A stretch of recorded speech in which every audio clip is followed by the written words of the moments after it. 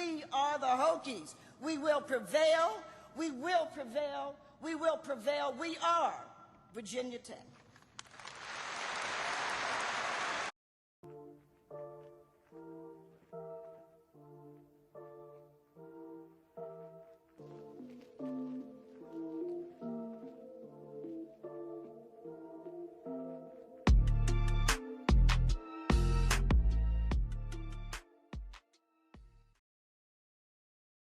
Welcome in on a Monday, week 3 of 3304 Daily Dan Steinbach, Ryan Wilkes, and our producer's chair. We got the Monday crew back. Colby Bergstrom, Colby Talley, and Julian Ferdman. We had to open the show. Well, I decided to open the show with Nikki Giovanni's words back in 2007. Not to draw an equivalency to what happened over the weekend to April 16th. That's not what I'm trying to do, but I do find power in her words there. Obviously, a tragedy Friday night that we did not see coming. It was just a typical weekend that, we were expecting. I was just in my apartment on Friday. And then, obviously, what happens Friday night downtown with the shooting. It's a very sad day. But, wherever you are, if you're listening right now or, listening later, wherever you are emotionally is totally okay. We as a community, feel that together. We went through that together, and as of now, it's hard to experience, but being able to keep going and not letting it beat us, as a group, that'll just make us stronger. So, this is a very resilient community that I'm very proud to be a part of. That I feel very strongly in my decision to come here and join this town and join this group of people. And we're gonna get through this. And so there's really no easy segue to just talk about sports and act like everything's normal, because what happened on Friday night should not be normal. It should not be normal for a community of 20,000 to be listening to police scanners at 2 a.m. That should not be something that we view as acceptable. But our ability to get through it together and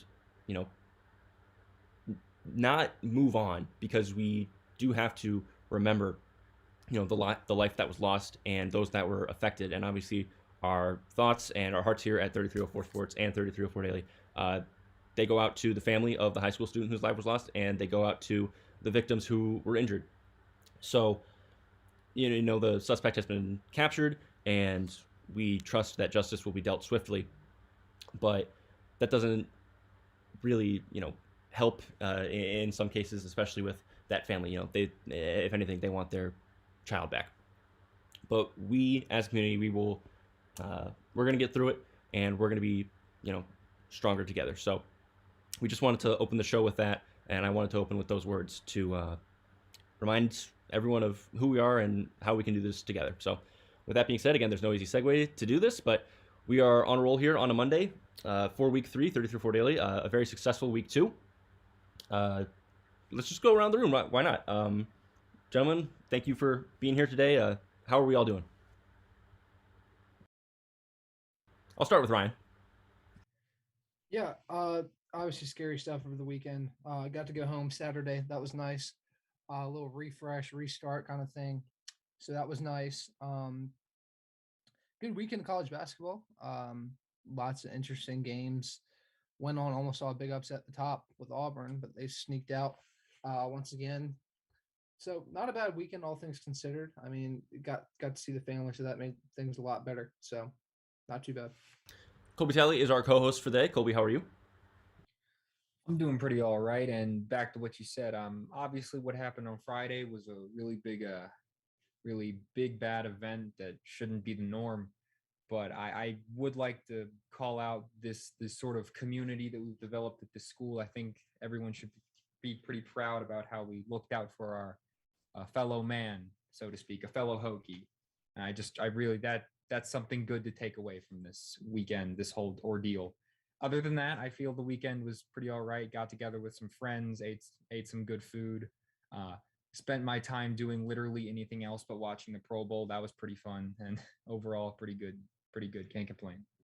Our screener for the day is Colbjorn Bergstrom, and if you guys have any thoughts on anything we say here today, The number is 540-216-2231, as well as the YouTube live chat, and Colbjorn will be on that. Colbjorn, how are you? Yeah, I'm doing well. Obviously, excited to be back on. Definitely an emotional weekend. Happy the community was able to stay strong. Um, and then obviously sports wise, as we're going to get into that, it was a relatively good weekend. Did anything but watch the Pro Bowl as well. So that's great. And yeah, I'm excited to get into it. And we have Julian Ferdman back on the program. Later in the day, Julian will help us out with a little bit of a Super Bowl preview. You know, this is the week leading up to it. And so at the top of the hour at 2 o'clock, we'll be getting into some roster comparisons. So, Julian, how are you on a Monday? I'm doing good. You know, I'm still recovering from the weekend. Obviously, just a tragic event that happened, and definitely, as you guys said before, I'm really proud of how this community has responded. And as someone from New York who has dealt with various tragedies before, within my area, this is just a bunch of people bonding together to overcome adversity. So yeah, I'm looking forward to get into it with you guys. Yeah, I think that this is a good way to, clear our heads, and help recover. So I think what we're doing today, I think it can help us, and we hope that it can help our listeners back home. All right, again, no easy segue away from that, but I mean, Colby kind of gave you a preview of what we want to start off the show with today. It's a Monday, which means yesterday was a Sunday, and as we are winding down to football season, Sunday means football, or does it really? Because you know what? I'm just going to open up this segment with what I wrote down on the show sheet, and is one simple question. Why does the Pro Bowl suck? And look, I am with you, Colby. I did not watch the Pro Bowl at all yesterday. I had no interest. I really have never been a Pro Bowl guy. But the level that it has gotten to, what I saw yesterday when I was just scrolling my timeline, when I was looking at updates, the fact that the Pro Bowl, which has gone from this all-star game honor where, players take it seriously to some level, and, you play back that Sean Taylor hit, which is just legendary, and you flash forward to it being an unofficial two-hand touch game. What I saw yesterday, the first play I saw was about 4 minutes into the first quarter, and I saw a play where Alvin Kamara just got the ball, and then he got touched, and then they just blew the play dead. He didn't get tackled. He just got, pretty much smacked, and that was it. And I mean, Alvin Kamara, that's a story. I don't think we're going to cover that today, but just bad luck for him. But anyways, it was unofficial because I went back and I asked people, hey, have we heard anything about this being an official two-hand touch game? And they said, no, it's just a gentleman's agreement that we're not going to tackle. And I'm just thinking to myself, what is happening here? The defense, there's really no defense. I mean, I'm watching Patrick Mahomes throw a pass out to James Conner. There's no pass rush. The guys are just standing there. And then, again, when James Conner catches the ball, he just gets hugged, and then that's it. We have some notes here in the show sheet. We have some opinions around the room. This is... I really don't know what to do here. I think that this is this is similar to basically every major sport in America right now. You look around All-Star games. All-Star games are just becoming a thing of the past at this point that players and I think fans are taking seriously. You look at the Pro Bowl, obviously, but then go to the NBA. The NBA, especially in recent years, has been this, no defense. Guys are just willing to drive the lane and do flashy dunks no matter what. And you get guys just walking across half court and then they pull up and take a 40-footer. And that's just kind of what the NBA All-Star game has become. I did not watch the NHL All-Star game, but in research for this topic, I went back to YouTube because someone posted the full first semifinal. No defense. It's a 3-on-3, so it's overtime hockey, but even still, it's not like the defense is trying that hard. You can tell they're kind of lackadaisical, and it shows in their scores. They're scoring 13 goals in a 20-minute period with 2 10-minute halves. Like that's not real hockey, obviously. And then baseball. Baseball is kind of the outlier here. Baseball is the one game where takes a lot to not try, because the whole point of the only way to make baseball entertaining is to try. You know, you have to try to pitch, you have to try to hit, um, you have to try to field. But with these other sports, it's just going really poorly. And I know that there's the whole system of these games don't matter. They're trying to take care of their bodies, not risk injury, even though you see skills competitions where Stefan Diggs is risking his knees by jumping through a table. And really, I think it all boils down to incentive. The players have absolutely no incentive to play, and the money is not enough. I mean, I looked it up. The Pro Bowl winners, they get $80,000 per player. That's nothing. I really don't know the solution, because there are two ways I can see an all-star game going when it comes to making incentives. You can either do nothing at all, which we're seeing in a lot of these leagues, or you can go on the extreme end and do what baseball used to do until about half a decade ago, where they made the all-star game give home field advantage to the winning team in the World Series. That is very extreme, and I think it's a bad idea. But we have to be able to find some middle ground here, where we can incentivize all-star games so that the players try and they can become better fan experiences. All right, Colby, I want to welcome you in. You're the co-host for the day, and you have a proposal here, which I think could, if your proposal I think is good, I think we can really gain some ground here. So I want to welcome you in on this topic. Well, I mean, I'm not really sure that this is making the Pro Bowl fun per se, because my proposal is pretty simple, is to just kind of get rid of it, leave the skill competitions. I mean, What? okay, I don't blame you, but because I might be on the same way. I'm going to give you some leeway here. You know what? No, I'm sorry for interrupting. Just go ahead with and finish what you were saying, because getting rid of it is probably the best answer you could come up with, while at the same time is the worst answer you could come up with. So I'm going to let you go here. Oh, I love that I've come up with such a polarizing answer. It's just, this is my dream. Anyway, let me finish.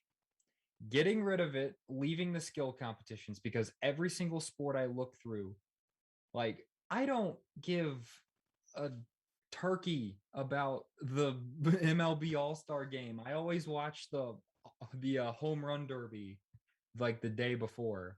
That's what I care about. And then, I mean, for football, like this past week, I didn't even watch the game, but I did end up watching the highlights of like the dodgeball thing and the longest throw and all that stuff. Like, that's interesting.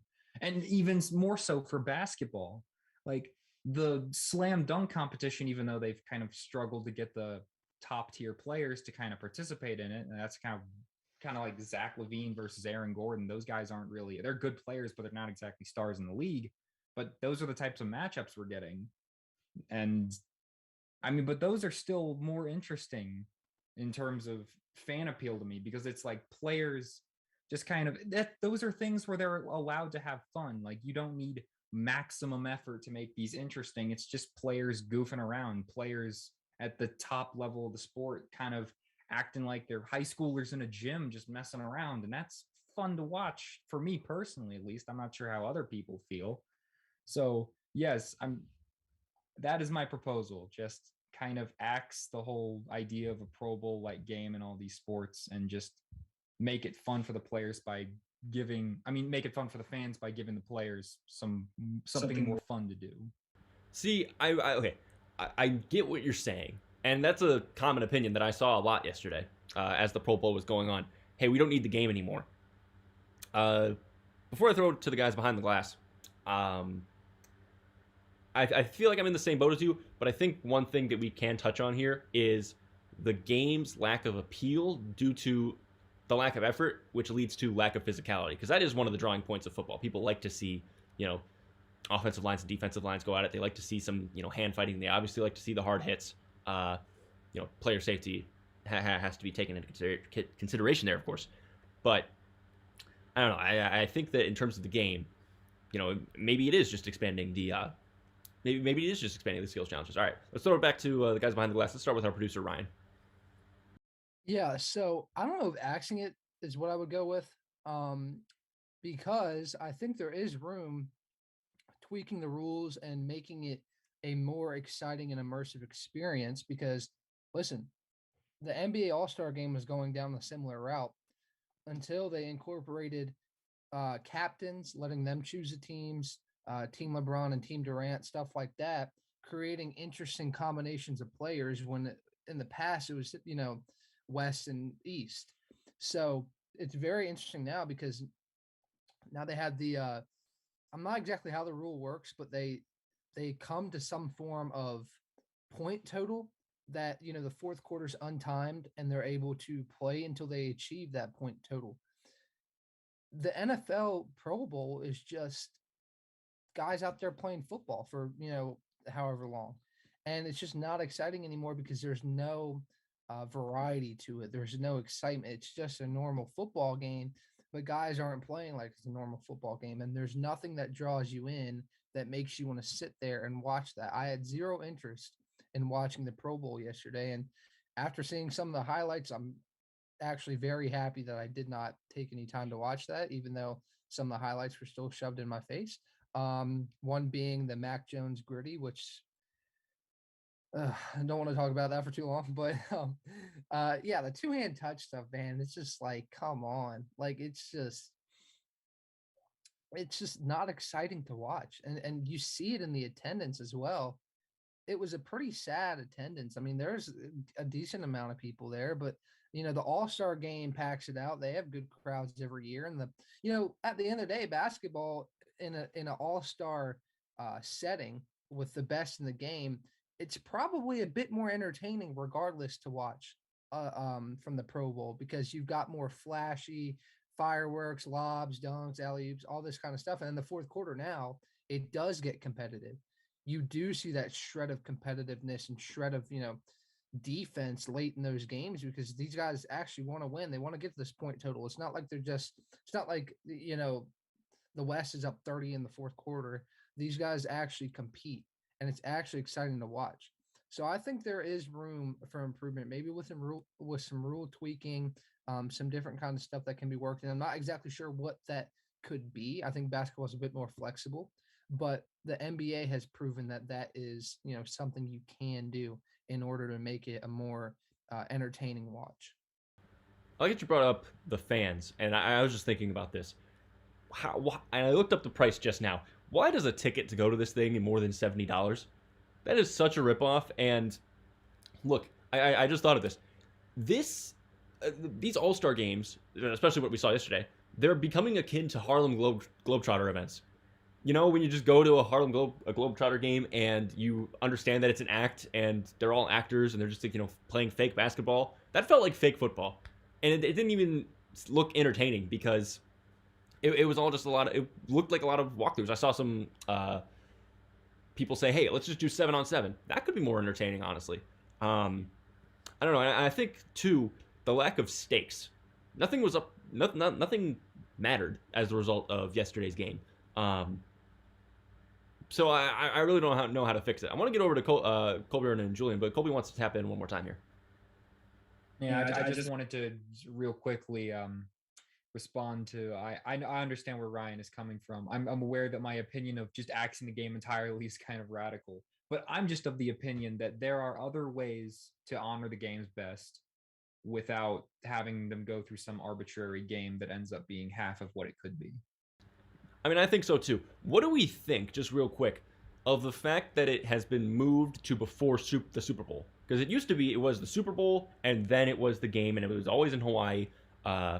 Do we think that has anything to do with it? Maybe the fact that we're not seeing, the Bengals players, the Rams players in this game. Does that matter, or at the end of the day, is this just a sign of the times that players are more health conscious in the offseason? They're not going to do anything to risk themselves. I guess the end-all be-all question is, can this be fixed? Let's throw it behind the glass. Let's go to Colby on our screen for the day. If I don't try to break my laptop here by throwing my microphone around unintentionally, yeah. I mean, I think what Colby said is probably what I agree with the most. And the reason as to why is kind of, as has kind of been talked about a little bit, but almost kind of like lightly, it's the fact of, as you said, Dan, that players are very much a lot more conscious now of their health, and they want to make sure that they can maintain their health throughout the off season to where then they can try to be healthy for the regular season. I mean, obviously, you will see players that get injured in preseason time and time and time again. So why would you also risk yourself at an all-star game where you already got your money and you already got um, your recognition, so on and so forth. And honestly, if you even see some of the other things, like I remember there was one of the highlights, which is actually one of the points that I'm going to bring up. Of gosh, I don't remember who it was, but it was like one of the former players, or maybe one of the current players, was trying to test Andrew Luck during the dodgeball game, and they just kind of tossed their balls down. They're like, "Yeah, hit me," and then Andrew Luck just like hit him square in the chest or something. Then he was out, which I thought that was funny.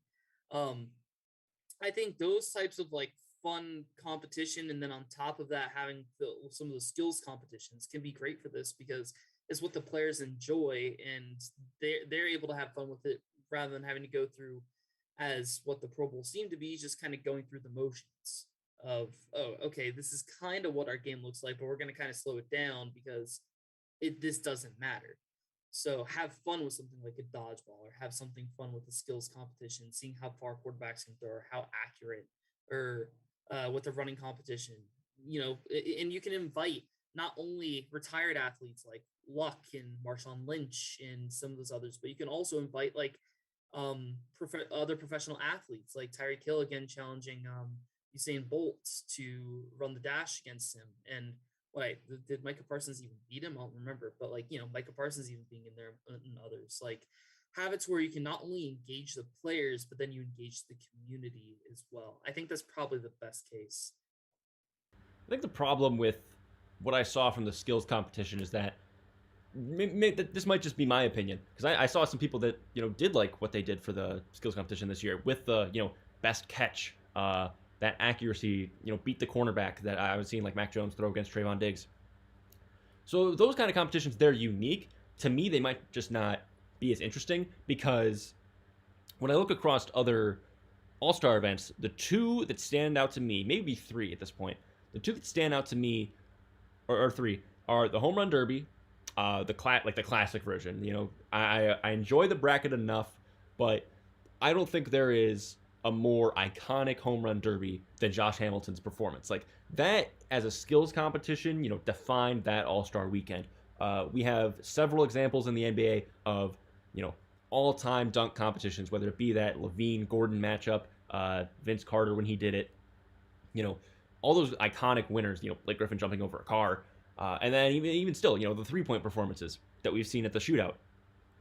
I just think that when it comes to football, I would like to see maybe some more skills challenges that pertain to what we might see in game. And I think the best catch one, I think that has some merit, but I would also love to see who can get like the best catch against coverage, because at that point it's just, okay, how can we catch a ball with no one covering us? Whereas in game, it's very impressive to see someone make a one-handed grab, or a fight against their body grab when they're covered, and when it's a throw from a quarterback from a long distance away.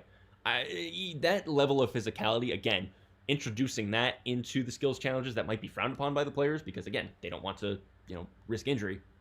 I just think that for me personally, that might be better for selling NFL skills competitions. All right, Julian, let's get the last word here, and then I think we can hit a break, and then we can get into the Super Bowl segment. Yeah.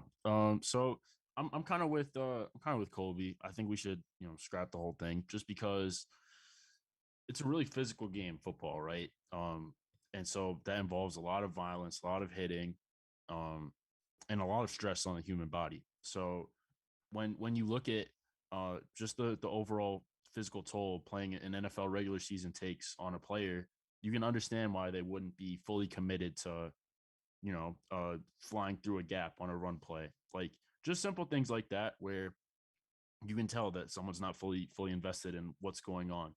And I think just like emphasizing more of the players' athleticism, showcasing that kind of stuff. Like I remember in the 90s, there was a video of like there was a strongest man competition between the offensive linemen. I think that would be really cool. I think just like adding different things like that where you can showcase, all of these guys are phenomenal athletes, right? You look at Tyreek Hill, you look at Micah Parsons, who's a complete outlier. Um, just when you look at like all of these guys, uh, I see no reason why we can't find a better way to showcase what these phenomenal skills that these guys have, and you know whether that's a one-on-one competition between receivers and cornerbacks. And I know it's really hard for the corner because they have no safety help, nothing. But I think something like that would be really fun. Because who wouldn't want to see Julio Jones against Jalen Ramsey? Who wouldn't want to see something like that where two guys who are just some of the best going at it um, in that kind of environment. So I'd love to see that. I'd love to see like Colbjorn said before, like a race between former athletes. Like Terrell Owens, he always talks about how he can still run a 4.4. Like I'd love to see him race against some of the current receivers in the NFL today. Just different things like that. Just spice things up, keep these guys healthy because the regular season is what the football season is what these guys care about. It's not about the Pro Bowl. So I think that would be the best way to really energize and get people excited about this type of event. So you're offering up maybe a bit of a modified draft combine, Sure. something like that. Yeah, I think that would be great. Yeah, and one other thing too from this past weekend, I honestly think we need to boost something like the Senior Bowl more, give that bigger spotlight. Honestly, akin to the level of the Pro Bowl, because to me, seeing those players, because those players have stakes, like those players at the Senior Bowl, they're playing for draft status. Seeing a play like Malik Willis, just a week ago. Malik Willis, maybe he's not even a first-round pick. Maybe he's a day 2 pick. I would love to pick Malik Willis in the second round. That'd be great value. Malik Willis makes like 2 plays with his legs in the Senior Bowl, and then all of a sudden we're hearing people talk about, oh, whoa, should the Lions draft him at number 2? Should the Commanders go out and get him? Stuff like that with actual stakes and playing some real football. I think that would be something that we could amplify more and give more advertising to, compared to something like the Pro Bowl, which has faltered in recent years. All right, we're going to hit a break, and then on the other end of it, we're going to have Julian Ferdman tell us a little bit about the Super Bowl coming up next Sunday. You're listening to 33-4 Daily. ACC women's basketball on a Sunday afternoon in Blacksburg as Virginia Tech welcomes Boston College inside Castle Coliseum for a huge matchup. Amore penetrates, she got fouled, and she gets it to go. Just over a minute gone, quickly to King in the near corner. Her 3 is good. Kayla King lets it fly. Shepard will try and knock one down from deep, and she does. Asia Shepard, a long 3 off a screen, and the Hokies are up by 10, the largest lead of the day. Amore trying to create space, fires the 3, and she knocks it down. Georgia Amore, a huge shot. 5 seconds remaining now. 3. Gerard into the paint, scooped, and it falls. Boston College able to answer heading into the locker room. A huge play by Marnell Gerard. Far side pass off the inbound, the baseline inbound that is, for Cameron Swartz. Top of the key, rolling in right side. Swiveling off that pivot foot and stroking the net. A nice lay on the inside for Cameron Swartz. Outside the perimeter, watch the screen from Gatdang. 3-pointer with some contact. A shot, stroking the net from downtown, and the foul. A 4-point opportunity for the Eagles to get back within striking range. He's handling the ball back out to the wing. Shot from outside. It's Amore. Rattles in and out. Just couldn't get it, but getting the board and cleaning up the mess is Azana Baines. Second chance opportunity for the Hokies, successfully made. Now to the far side, kind of a quarterback pass and a wide receiver snag by Asia Shepard in the near elbow. Floater rolling into her left side, and it kisses in. Amore rolling around to her right side. Far 3, and she strokes the net from downtown. That could certainly be the punctuation of this matchup here at home. And the crowd erupts in a roar. A big W for the Hokies, an 85-62 win. They move on to 16-6. Good evening from Pittsburgh, Pennsylvania, as the Virginia Tech Hokies travel north to the Steel City to face off against the Pitt Panthers. Justin Mutz tries a triple from the top of the key and drills it. Justin Mutz, 2 triples already today. He's got 8 to lead the Hokies, and Virginia Tech's up to an 11-4 lead. John Padula, top of the key, now whips it out. Darius Maddox, Padula on the right wing, now dribbles down low, back up top to Kevin Luma, tries a three from the top of the key, swish. Murphy now on the left wing, working on Izzy Akuda, drives down low with 10 seconds to shoot, puts it up for two, off the glass and in. Back up top to Udakale, now working on John Ojiaku, just checked back in the game, and Collier is found in the paint and slams it down for two. Number 3 in orange now drives on the left block, hands the ball to Justin Mutz, who once again drives back over to Padula, tries a triple from the left baseline, that's true! Sean Padula from deep. Rebound by Aluma. Back out towards 3 now. Storm Murphy, corner 3. That one is good. Inside the paint, roll to the left. Now a shot off the glass and in. Aluma tried his best defensive effort, but Burton gets the victory on that scrimmage. Pass too strong for Burton, looking for the alley-oop, but instead a mid-range jumper is good. Pitt back in this ball game, and Mike Young calls timeout. And now a steal away. This one's going to be Ezzy Akuda going all the way down the floor inside the basket with contact. The fans looking for an and one. They won't get it. The inbound coming on an outside pass. Top of the key to Odu Cali. Long three-point shot. That one is good. Pitt is within 10. 58-48. Virginia Tech. Long pass over to Gee. Gee for 3. Corner 3 is good. That fires up the crowd. We'll find Mutz, 7 seconds on the shot clock. Aline, corner 3. That one could be the dagger. Naheem Aline for 3, 72-61. Intercepted by Justin Mutz, and that will take us to the horn. Virginia Tech 76, Pitt 71. Okay, 2 o'clock. You are listening to 3304 Daily here on a Monday, February 7th. All right. If you guys have any thoughts on what we were just talking about with the Pro Bowl and potentially fixing it, you can rewind on YouTube, or you can text us live at the number 540-216-2231, or hit up that YouTube live chat. All right, gentlemen, we are in the week before the big game, the Super Bowl. We are less than a week away now from having no football until, the draft, and we'll be football-less unless you want to watch the USFL, which is maybe. All right, Julian Ferdman. You have some comparisons for us today between the Bengals and Rams rosters. What do you have for us here? Okay, so, obviously this Sunday is the game to end all games. And just looking at the rosters, I wanted to see if there was a common theme I could find. And, when talking about football and talking about quarterbacks, one question I ask about when I look at evaluating them is the quarterback a truck or a trailer? Meaning, can they carry your team, or are they a passenger on your team? And when I look at both of these teams, Matthew Stafford and Joe Burrow, I think both of them are trucks, right? Obviously, you look at what Joe Burrow does for that offense, given the limitations, especially of their offensive line. I think he does a phenomenal job of setting the table for his playmakers on the outside. And another similarity between these two teams is looking at, the presence they have at wide receiver, right? When you look at the Rams, they have Cooper Kupp. They have Odell Beckham Jr. They have Van Jefferson as well as a nice role player. And then when you look at the Bengals, obviously they have 3 studs there too with T. Higgins, Jamar Chase, and Tyler Boyd. So I think when you look at them offensively, I think there's a lot of similarities when it comes to roster construction. I don't know if you guys have any thoughts on that. If someone wants to take it from there, go ahead. Well, I really dig the truck trailer thing you got going on there between Burrow and Stafford. There might be some pushback to the Stafford thing, but I mean, it's his first year in LA, and he's already taken them to the promised land, and they're 60 minutes away from winning that trade officially. I mean, I feel like they may have already done that with Detroit, but I mean, a Super Bowl, it's just something that can't be beat. I will say I do think that Burrow is pulling more weight than Stafford, even though Burrow has not been playing. Like, Burrow's been really, really good in the playoffs, but just stats-wise, you look at it, it's not anything breathtaking, but it's just that it factor that he's got that is just, it's doing so much for him.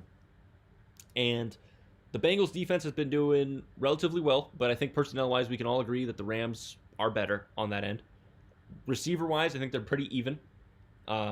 But I would like to say that the Bengals, I do like the Bengals' more well-rounded receiving core, even though the outside of the top 2 for Los Angeles is pretty solid. Both offensive lines, well, actually, no, the Rams' offensive line is much better than the Bengals. But Burrow just seems to not care about how many times he gets pressured. So I really like the comparisons with the rosters. But if you wanted to go position by position, I think that you could say that at least talent-wise, the Rams definitely seem more set up for this game. I want to get everyone else's thoughts on this before we welcome in Carter Hill to do a little VT men's basketball preview for tonight. I definitely like what he's saying about the quarterbacks. I agree with you, Dan. Particularly focusing on Joe Burrow, I really do like how he has good mobility in the pocket. I like to like, especially after what happened to his knee against Washington in 2020. It's good to see that he still has a little bit of mobility. I mean, because that was the big thing that I thought would fall off hard with that knee injury. So it's good to see that he's still kind of keeping pace a little bit with Stafford. I would agree that both of them are definitely guys that play a big role on their teams. Now, as opposed to, I mean, looking at the rest of the roster and how they kind of line up, I can kind of see where there are some similarities. Like they have that big playmaking receiver like Cooper Kupp for the Rams, Jamar Chase for the Bengals. They're there are a lot of good players on defense as well. I do think once again I agree with Dan. The Rams are definitely have a slight advantage in terms of personnel, in terms of star power. I mean, who's to say that the Bengals don't have a few guys that we're talking about like that in a few years coming up on that defense? But I think as of right now, the Rams definitely have a slight advantage. They're so young too, the Bengals are. And obviously, I think the biggest mismatch that we end up looking at is that Rams defensive front with Aaron Donald going up against that Bengals defense, and everyone's saying, oh, Joe Burrow's going to get pressured a million times. Well, yeah, he already has been. He got pressured a bunch against Chris Jones and the Chiefs, and he still made something work. So I don't think that necessarily scares the Bengals. I think the thing that concerns the Bengals just becomes, okay, yeah, we're going to get beat up a little bit up front. But how can we limit that? How can we just let Burrow do what he does? And then defensively, it comes down to stopping the Rams offense. I think the one thing, too, is that these rosters, they're constructed in similar ways, but at the same time, those major differences, you look at how they made these acquisitions, and they're very different. The Rams, the story with the Rams is they are giving up a ton of draft capital. Not using the draft capital, they're giving it up. They're sending it away to get guys like Jalen Ramsey, to get guys like Von Miller, to get Matt Stafford. You know, those really key components. But the thing is, too, they are also hitting on, these really, niche free agency signings and these later round draft picks. They haven't had a first round pick since they drafted Jared Goff, and yet they're still here having a Super Bowl caliber roster. So they're doing something right. Whereas the Bengals, their entire franchise has revolved around the fact that they have hit on Jamar Chase and Joe Burrow at the top of the 2 consecutive drafts. Now, they've made some good picks along the way. Jonah Williams is a decent offensive lineman. He's probably their best offensive lineman by far. Outside of that, though, Trey Hendrickson, a nice free agency signing. T. Higgins out in the second round. And, adding those players through the draft. So those are 2 teams that have built through the draft, but they're major, stars. Bengals get them at the top of the draft. The Rams send out their draft capital to go acquire star players. So they're built in minor different ways that have really contributed to the fact that they're here. Ryan, Colbert, you guys have any thoughts? Yeah, I like the construction of both teams, and I think, in a way, Julian, like you were saying, I think the Bengals are in a way like the light version of the Rams. They have playmakers all over the field. I'm not going to say Jamar Chase and Cooper Kupp are super similar players. They obviously have different play styles, but they're both that guy for their respective teams. Cooper Kupp for the Rams, Jamar Chase for the Bengals. But then you've got a good supporting cast. You've got Mixon in the backfield. You've got Tyler Boyd and Higgins out wide. So I think these teams are very comparable. Obviously, the Rams are the more talented team, but I think the Bengals can ride the momentum and use some of their, they've got a lot of talent. They're young, and the inexperience might show in this game. But, again, the question is that offensive line. I know he's gotten pressured Joe Burrow's gotten pressured all postseason, but this is a different animal. This is a different front seven. And I think there is going to be a ton of pressure, and he is going to have to deal with that really well. I mean, you've got arguably one of the best pass rushers of all time coming to take your head off in the Super Bowl. It's a bit of a different story than playing against literally anybody else. So it'll be interesting how the offensive line holds up. I didn't think they did a particularly bad job against Kansas City. So it should be a fairly even matchup. Obviously, at the end of the day, if it comes down to it, I think star power will take over, and I think the Rams will be able to get it done. I do expect a big game out of Odell Beckham Jr. I think he's going to really perform. I've liked what I've seen out of him this postseason, kind of positioning himself as maybe a guy that was maybe in his past stops a bit misunderstood, a bit misused. So I think it's good to see him kind of have a bit of a redemption arc. So this is a game in which, you know, two similar teams are going to battle it out, but I think Joe Burrow is going to have to carry the load if the Bengals want to come out on top. We send it over to our premier Bengals expert on the show, Colbjorn Bergstrom. Yeah, I mean, it's absolutely undeniable that this Rams roster, not necessarily from top to bottom, but really like when you're looking at it, is a better roster than not only the Bengals, but a lot of the teams in the NFL. Not only, from the players that they currently have, but even the players that they don't have. Because we talked about even Vaughn Jefferson. He's an incredible young wide receiver. I really like his talent, but Robert Woods had a season-ending injury in the middle of the season. Why Odell was such a crucial signing for this team. And, I mean, with Robert Woods, I think the LA Rams receiving core would be better than Cincinnati's. I think Tyler Higbee even had an injury relatively recently, as well as even, though he's not too late of a pick, almost like in a sense with what you were talking about, Dan, Taylor Rapp, the stud safety that they drafted back in 2019. So, like the Rams have been able to utilize their picks well as they've been able to go and get these all-stars like Von Miller and Jalen Ramsey and whatnot. It's going to be a crazy game. I mean, you quite literally have two of the best pass rushers of their generation and possibly of all time that are going to be coming in trying to take down Joe Burrow. In Von Miller, I believe the Super Bowl MVP from Denver, but that's been a while. I'm pretty sure you got it with that fumble on Cam Newton. But on top of that, you also have Aaron Donald, which is just like one of the it's almost like unheard of how talented he is for his build. So it's going to be very crazy. It's going to be interesting to see. I think the biggest matchup is going to be the Bengals front offensive trench versus the Rams defensive trench, and seeing if Burrow's going to be able to find at least a little bit of wiggle room to not get, to sacks numerous times by Miller or Donald. But it's going to be a very fun matchup. I mean, I don't want to delve on too long because it really, to me, it doesn't go on the rosters. It goes on a lot of other things for why I've talked about the Bengals winning this and why I've talked about the Bengals going so far overall. No doubt. Thank you, gentlemen. Julian, thank you for your work. Good job, as always. Talking a little bit of Super Bowl, but now we are going to transition into some Virginia Tech men's basketball. I think I want to take a short break. Let's get Carter in here, and then after that, we will talk to Carter and Ryan, who will be calling the game tonight for 3304 Sports. You're listening to 3304 Daily.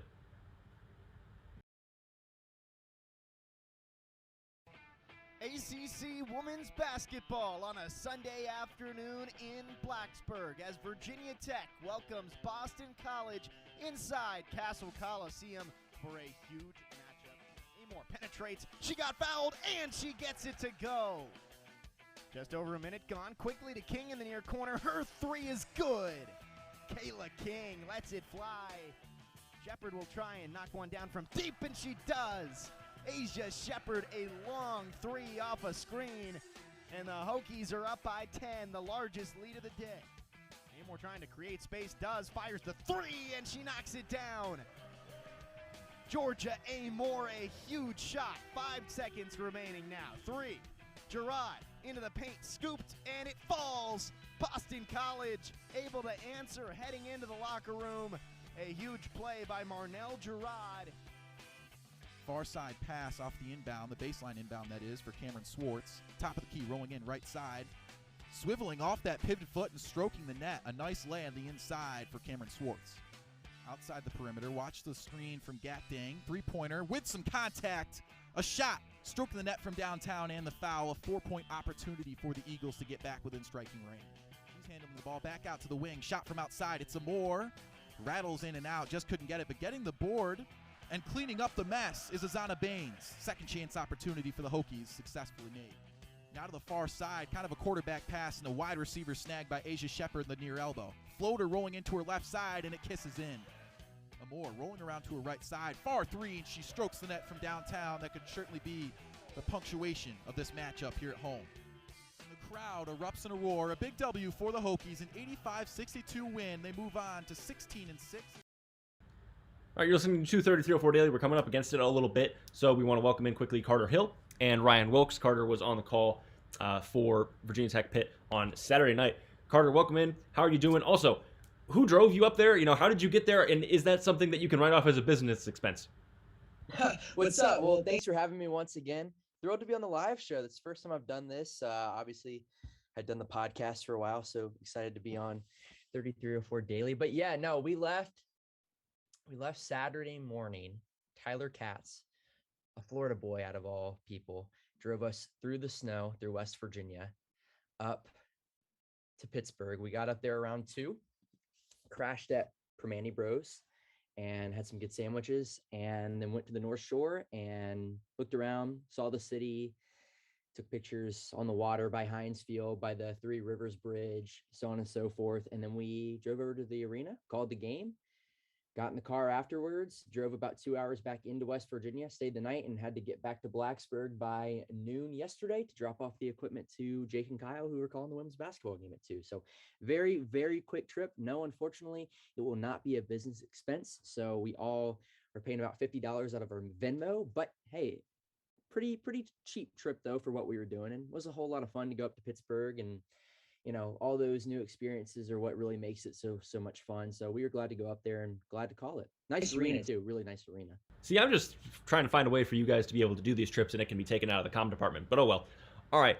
So Carter and Ryan, look back at Saturday night. Hot start in the first half for Tech, but then they came back to earth in the second with their shooting, inched away with a win. Just your major takeaways there.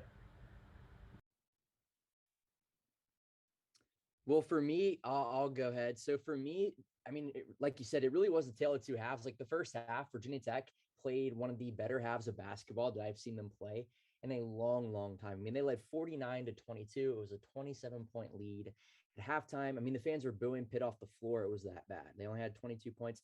Although Tech shot the ball, I mean, they were 77% from deep. They were 75% from the field at halftime, and they had made 8 consecutive threes and 13 consecutive field goals until Naheem Aline missed a 3 at the buzzer. So they really were as hot as you could possibly imagine.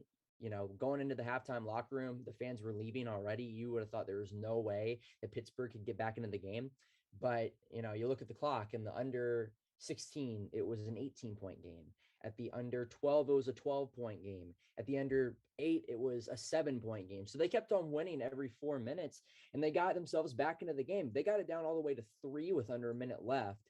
And if it wasn't, for Storm Murphy knocking down a big 3 from the right baseline and then 2 huge shots from the charity stripe, Virginia Tech could have been in danger of suffering maybe one of the most devastating losses in program history.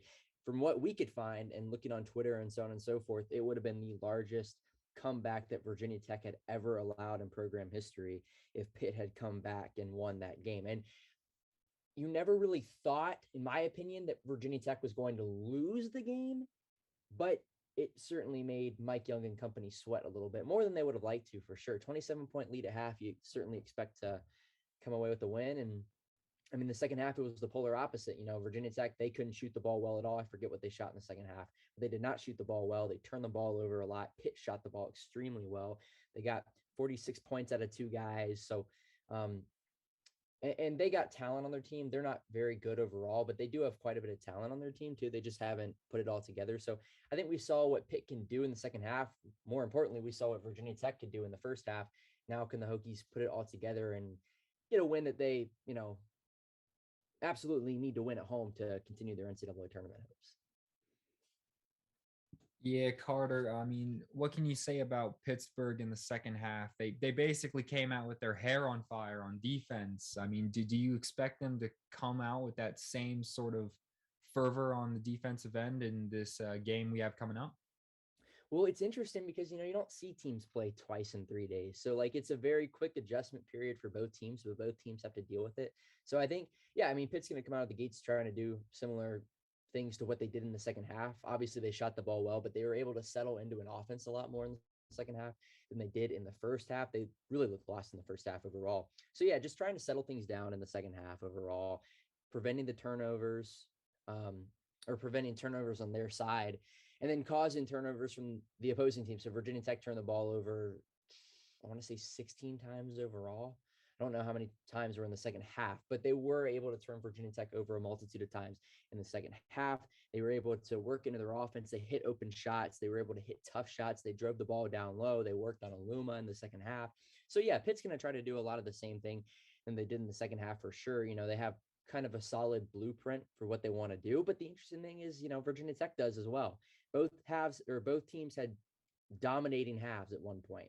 Virginia Tech, obviously they dominated the first half and Pittsburgh dominated the second half. So both teams are going to have a decent picture of what they want to do for sure. So it should be fun. I think it's definitely interesting for these two teams to play literally 2 days after what happened on Saturday, with one half being so lopsided one way and the other half being so lopsided the other.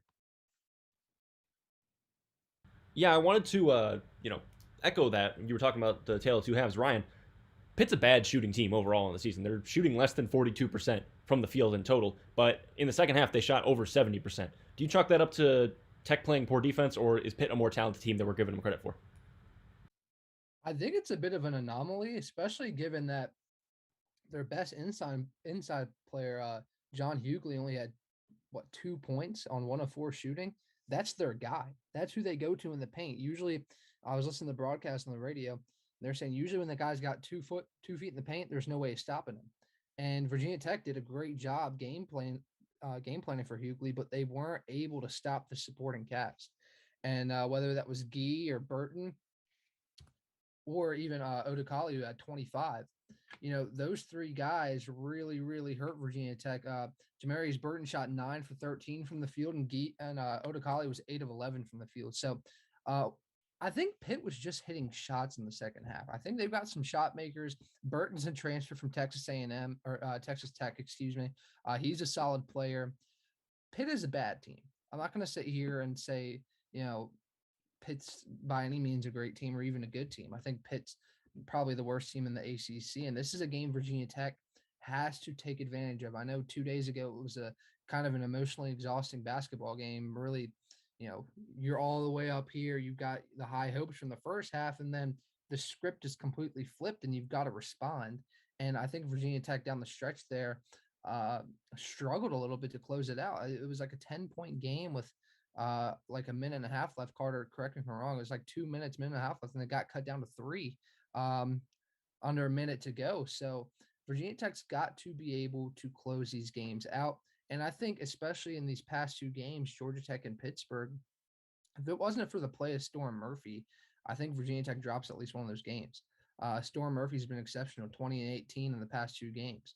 So it's going to be a struggle to shoot, especially as good as they did in the last game. 26 of 45 from the field, 54% from 3 on 14 threes made. It's going to be hard to keep that up. So I think you've got to pick it up defensively and force them into some more uncomfortable situations with more contested shots. Yeah, it's interesting what you say about Storm Murphy there, Ryan. I feel like he's definitely starting to become that player that we expected him to be at the start of conference play. I think I'm about to sneeze. Forgive me. Going on to this next question here. This is the 5th time in 6 games that Tech has shot 40% or better from 3. And in that one game, it was against UNC. They shot 38.9% from 3, so not far off. Obviously, there's going to be a little bit of regression. You're not going to shoot over 50% from 3 every game, as we've talked about in the past. But do you think staying around that 40% goal, like staying in that neighborhood, is that possible for them? It's how they win games. I mean, that's what we've seen all year long. Yeah, Keve Aluma is a great inside player, but at the end of the day, Virginia Tech is a live by the three, die by the three team. And in these past few games, they've been exceptional from from behind the 3-point line. And I think it is, attainable. I think they can keep it up there.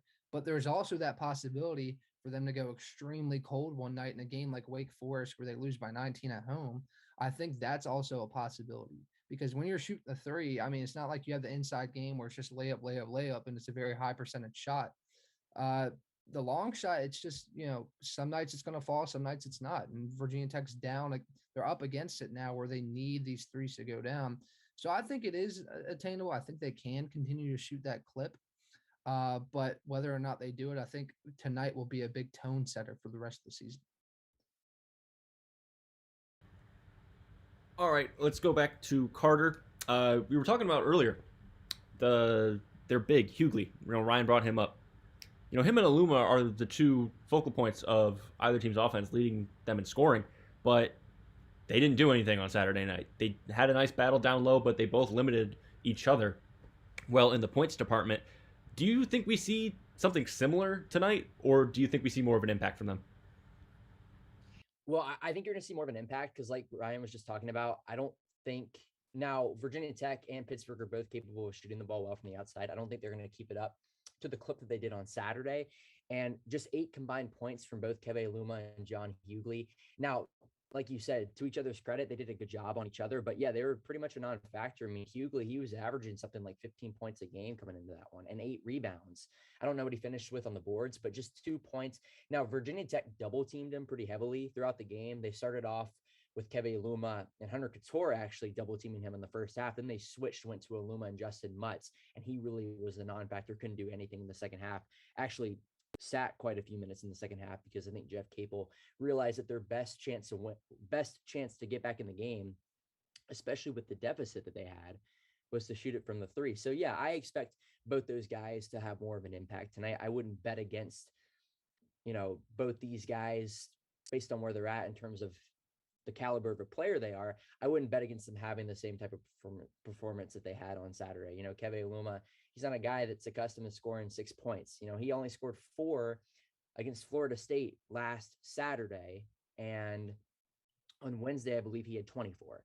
So I wouldn't bet on him going back to back in terms of quote unquote poor performances in the box score. And John Hughley as well. He's too good of a player to only score 2 points. So I would not bet that these two guys will have a similar type of performance this Saturday. I would actually bet that they would, if I was a betting man, I would bet that they would go out there tonight and prove why they're the player that they are. So I think it'll be a good matchup down low because I don't think both sides will continue how hot they were shooting the three. So I think it could be decided down low if it's a close game down the stretch. And I think that Aluma Hughley matchup will be a fun one to watch, especially if Virginia Tech, which I would expect they will continue to double team John Hughley with Couture and Aluma or Aluma and Mutz and force Pittsburgh to once again hit shots from the outside. Yeah, we're closing this thing out here a little bit. Virginia Tech, they've definitely had a lot of sustained success in this previous week, but from the way I look at it, it's kind of been against some relatively weak competition. Obviously, Florida State is a good team, but then you look at obviously the game against Pitt, and they're not the strongest team as we've been talking about. And I mean, can they keep up this quality of competition when they're facing like the stronger opponents like a Syracuse or a Virginia even?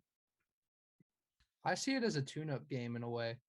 I think obviously Pittsburgh is in the basement of the ACC, but this stretch of games coming up is, basically win or go home. I mean, you've got these games coming up, all 4 at home. I think it goes, Syracuse, Virginia, UNC, can't remember the last one. But these are games that Virginia Tech needs. And having a game like tonight where there is that possibility that Virginia Tech comes out and really, puts it to Pitt and actually holds that lead throughout, I think this is a good opportunity for Virginia Tech to tune up for what's going to be a really grueling stretch of basketball games. All right, Carter, Ryan, real quick, do you guys have any nuggets that you will be dropping tonight in your broadcasts? I do not currently have anything that maybe Carter didn't talk about. Carter, do you have anything maybe from the other night that was interesting? Yeah, no, it just my overall thing is, the main storyline, at least in the series the other night, was Virginia Tech actually had more trouble winning up there than you would think. I mean, historically, Pitt's a very, very good basketball program, so you can understand that. But down here, I believe I don't have my game notes in front of me. I'm still putting those together, but I believe it's something like, and you can correct me if I'm wrong, Virginia Tech has won the last 4 out of 5 against the Pitt Panthers, 5 out of 6, something like that. So it's been quite a dominant stretch for Virginia Tech in this series. They lost up at the Peterson Event Center last year, but yeah, Virginia Tech pretty much overall just trying to continue the momentum and try to get, like you said, a tune-up win, especially with a tougher stretch of games coming up. And really, quite frankly, you need as many of those games as possible. Quick thing tonight or the other night, Noah Collier for Pitt had his season high in minutes with 14. So we'll see if they use him in the rotation a little bit tonight, like they did the other night. All right, there you go. Ryan Wilkes, Carter Hill, thank you guys so much for taking the time to preview Virginia Tech men's basketball, obviously playing tonight at Castle against Pitt. You can catch their highlights on Twitter or later here on YouTube. I want to thank Colby Bergstrom, Julian Ferdman, and Colby Talley for rounding out the rotation today. You've listened to 3304 Daily. We'll see you all tomorrow.